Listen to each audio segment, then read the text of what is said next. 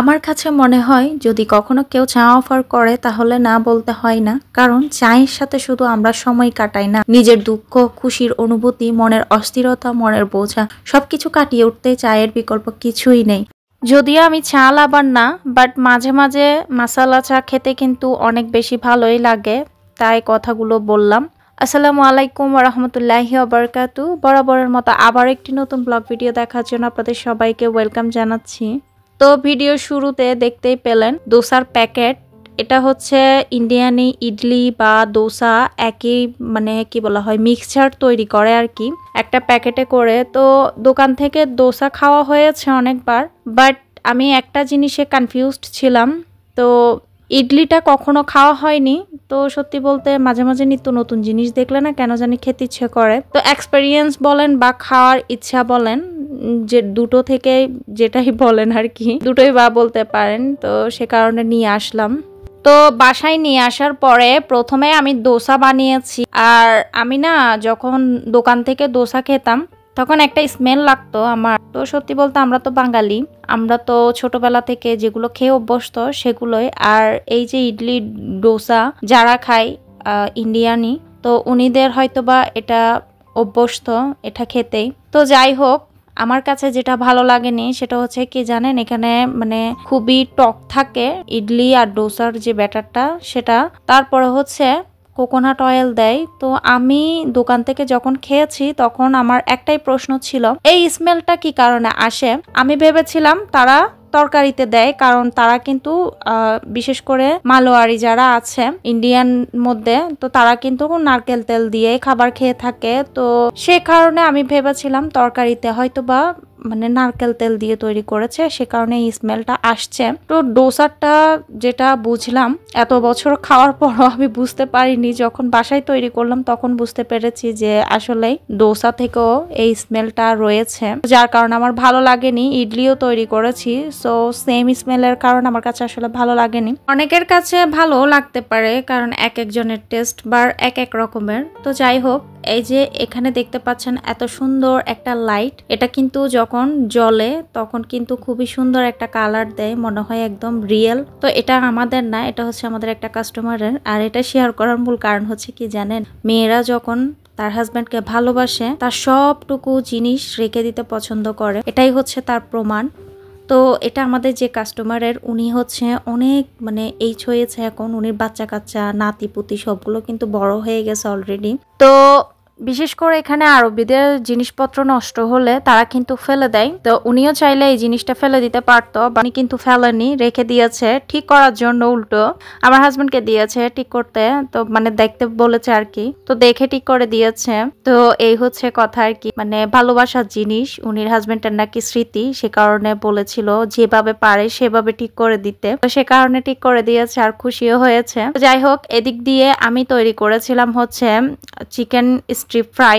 সবসময় তো অয়েল দিয়ে চুলার মধ্যে করি, তো চিন্তা করলাম এবারে একটু এয়ার ফ্রায়ার করে দেখি, কারণ অতিরিক্ত অয়েল খেতে খেতে না একদম মানে খারাপ লাগে, অ্যাসিডিটি প্রবলেম করে। তো সে কারণে দিয়েছিলাম। তো প্রথমগুলো যেহেতু অয়েল ছাড়া, একদম অয়েল ছাড়া দিয়েছে, একদম ড্রাই ড্রাই হয়ে গেছে। পরের গুলোতে কিন্তু একটু করে অয়েল দিয়ে, মানে হালকা একটু অয়েলকে স্প্রে করে দিয়েছি, তারপর কিন্তু একদম পারফেক্টলি হয়েছে। তো এই জিনিসটা আমার ভালো লেগেছে। তো যাই হোক, এপাশে চলে আসলাম খুবই মজার রান্না বান্না করতে।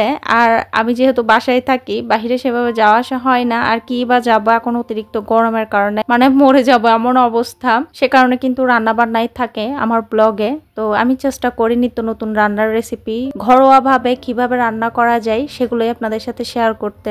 তো সত্যি বলতে আমার বাসায় চাইনিজ খাবারটা কিছুদিন পর পরই খাওয়া হয়, কারণ আমার কাছেও ভালো লাগে, আমার হাজব্যান্ড আমার বাচ্চা অনেক বেশি পছন্দ করে। আর তাই চেষ্টা করি এক এক সময় এক এক ভাবে করে রান্না করতে। আর আমি ভেজিটেবল সেভাবে রান্না করি না, কারণ এরা খেতে চায় না ভেজিটেবল। তো যখন চিলি চিকেনটা তৈরি করি এক এক সময় এক এক ভাবে তৈরি করি। কিছুদিন আগে কিন্তু আমি পেপার চিকেন রেসিপি শেয়ার করেছিলাম, মানে পেপার চিকেন। আবার তার আগে চিলি চিকেন, আজকে mushroom chilli chicken recipe share করছি। দেখতেই পাচ্ছেন, প্রথমে আমি তেল দিয়ে রসুন দিয়ে একটু ভেজে তার মধ্যে মাশরুম এগুলো ক্যানের মাশরুম, তার মধ্যে দিয়েছি হচ্ছে পেঁয়াজকে দেখতেই পাচ্ছেন 4 পিস করে করে সেভাবে একটু বড় করে দিয়ে কিছুক্ষণ ভেজে তার মধ্যে আমি সস অ্যাড করে দিয়েছিলাম। আর যে রেগুলার বাসায় যে সস থাকে টমেটো, সয়া সস, ভিনেগার, চিনি, লাল মরিচের গুঁড়া, একটু ধনিয়ার গুঁড়া, একটু জিরার গুঁড়া, তার সাথে গোলমরিচের গুঁড়া, তো এগুলো সবগুলো একসাথে মিক্স করে তার সাথে অল্প পানি আর কর্নফ্লাওয়ার দিয়ে সুন্দর করে মিশিয়ে এখানে দিয়ে কিছুক্ষণ বয়েল করে তার মধ্যে আমি ভেজে রাখা চিকেন দিয়েই নামিয়ে নিয়েছি। আর ফ্রাইড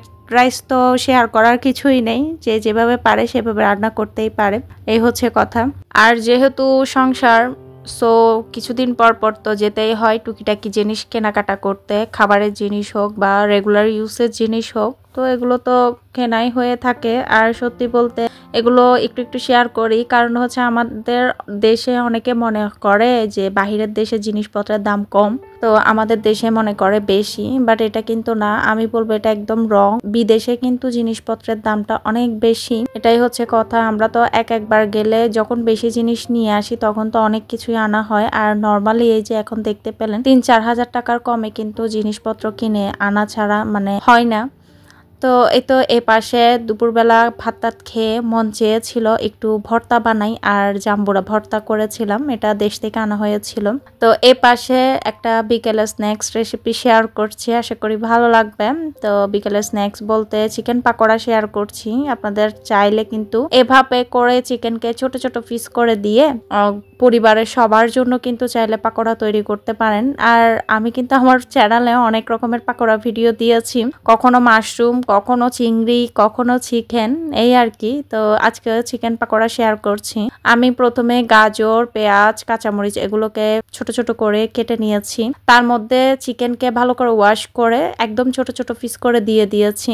আর দিয়েছি হচ্ছে চালের গুঁড়া, ময়দা, কর্নফ্লাওয়ার, এরপরে দিয়েছিলাম হচ্ছে একটু মাংসের মশলা, আপনারা চাইলে সাদে ম্যাজিক মশলাটা দিতে পারেন, তার সাথে দিয়েছিলাম লবণ, আর দিয়েছি হচ্ছে ভাজা জিরার গুঁড়া। এই ভাজা জিরার গুঁড়াটা কিন্তু দিলে অনেক ভালো লাগে খাবারে আমার কাছে, তো সবকিছুতে না, মাঝে মাঝে কিছু কিছু জিনিসে দিলে ভালো লাগে আর কি। তো এই তো এরপরে এখানে আমি ভেজে নিব, আর ভাজার জন্য ডুবো তেল নিয়ে নিয়েছি। তো এরপরে আমি ভেজে নিচ্ছি। আর পাকোড়া শেপ দেওয়ার জন্য সবসময় মানে এভাবে যদি একদম সুন্দর শেপ দিয়ে পাকোড়া তৈরি করতে চান তাহলে চেষ্টা করবেন একটু হাতে পানি লাগিয়ে তারপরে পাকোড়ার ব্যাটারটা বা ডোটা নিয়ে এরপরে তেলের মধ্যে দিতে, এতে করে কিন্তু আপনার হাতের সাথে লেগে পাকোড়ার শেপ নষ্ট হবে না। সবগুলো পাকোড়া আপনি চাইলে সেম সাইজের, এরপর হচ্ছে দেখতে সেম শেপ অনুযায়ী দিতে পারবেন। তাই তো এখানে আমি ভেজে নিচ্ছি, দেখতেই পাচ্ছেন। আর পাকোড়া ভাজার সময় সবসময় তেল কিন্তু বেশি গরম করবেন না, যে কোনো তেলের জিনিস ভাজার ক্ষেত্রে আমি বলবো তেল বেশি গরম করবেন না, একটু একটু যখন বাবুলস উঠবে তখন দিয়ে দিবেন। তারপরে একটু মিডিয়াম ফ্লেম করে দিয়ে এক পার্ট ভেজে নিয়ে তারপরে যেটা করবেন পরের পার্টটা উল্টিয়ে দিবেন। পরের পার্টটা উল্টিয়ে চুলার ফ্লেমটা মিডিয়াম টু লোতে করে সেটাও কুক করে নামানোর আগ মুহূর্তে একটু বাড়িয়ে দিবেন চুলার ফ্লেমটা, করে যেটা হবে সেটা হচ্ছে তেল বেশি অ্যাবজর্ব করে নিবে না। তো এই পাকোড়া খেতে কিন্তু অনেক মজা হয়েছে। আর আমার বাসায় কোনো নাস্তার আইটেম তৈরি করলে সেখানে যদি চিকেন দেওয়া হয় তাহলে বাবা ছেলে কিন্তু আরামায় এসে খেয়ে নিবে, তো সে কারণে কিন্তু চিকেন দেওয়া। আর এই যে বাসায় যেহেতু বাচ্চা আছে, তার গুণধর বাবা 2 দিন পর পর ট্রেন্ডিং এক একটা খেলনা বের হবে আর ছেলের জন্য সেগুলো নিয়ে আসবে। তো আমার ছেলে তো আনবক্সিং করতে এত বেশি পছন্দ করে কি বলবো, তো নিয়ে আসার পরে সে নিজে আনবক্সিং করছে, দেখতেই পাচ্ছেন। তো এনেছিল হচ্ছে এই যে প্লেন, এটা একদম হালকা। যদি বলতে যে এটা কি দিয়ে তৈরি করেছে তাহলে আমি বলবো ফোম দিয়ে। ওই যে জুতোর মধ্যে কতগুলা পাতলা পাতলা কালো কালো ফোম থাকে না, চামড়ার মতো দেখতে, বাট এগুলো হচ্ছে ফোম, সেগুলো দিয়েই কিন্তু তৈরি। বাট প্লেনটা কিন্তু অনেক মানে উপরে উঠে, তো আমি আপনাদেরকে দেখাবো, দেখলে বুঝতে পারবেন। আমি ভিডিও দেখেছিলাম, অনেক ট্রেন্ডিং এ চলছিল। আমি আসলে বারণ করি, বাট আমার কথা শুনে না, কি বা বলবো, যার ছেলে সে তার জন্য আনছে, আমি আর কি বা বলতে পারি বলেন তো। 2 দিন পর পর এক একটা ট্রেন্ডিং এ বের হয়, সে এক একটা নিয়ে আসে, এটাই হচ্ছে কথা, তার নাকি ভালো লাগে। তো এই আর কি। তো এই যে দেখেন চলছে, এটা খুব সুন্দর করেই চলে, মানে উড়ে চলছে বলছি, সরি। তো এটা তো যেই দিন আনছে সেই দিন যখন রাত্রে এই যে চালাচ্ছে তখন এটা যেতে যেতে যেতে যেতে অনেক দূরে চলে গেছে। আমার বাসার পাশে একটা দোতলা পানির ইয়া আছে, তো এটা কিন্তু উপরের দিকে একদম খোলা, সেটার উপর দিকে চলে গেছে। তো আমি তো ভেবেছি সেখানে পড়ে যাবে, আমি বললাম হায় আল্লাহ, এত দামি জিনিস একবারই তো ইউজ করলো, আমার ছেলে তো ইউজও করতে পারলো না, তো পড়ে যাবে চিন্তা করেছি। পরে দেখলাম আমার হাজবেন্ড আস্তে আস্তে আস্তে আস্তে করে নিচে নামিয়েছে। তো বলতে গেলে অনেক উপরে উঠে গিয়েছিল। আমি তো বলছিলাম হায় আল্লাহ কি করলা।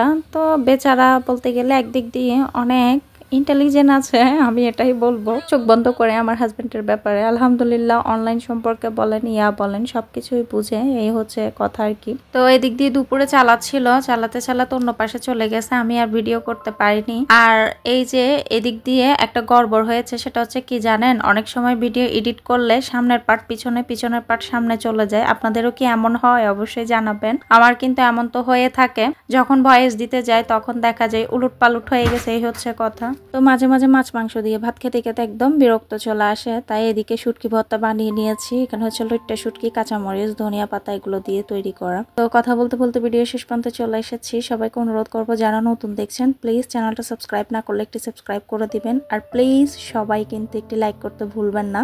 তো আজকের মতো বিদায় নিব খেতে খেতেই। সবাই ভালো থাকবেন, আমার পরিবারের জন্য দোয়া করবেন, আমিও সবার জন্য দোয়া করি। টাটা, আল্লাহ হাফেজ, থ্যাংকস ফর ওয়াচিং, আসসালামু আলাইকুম।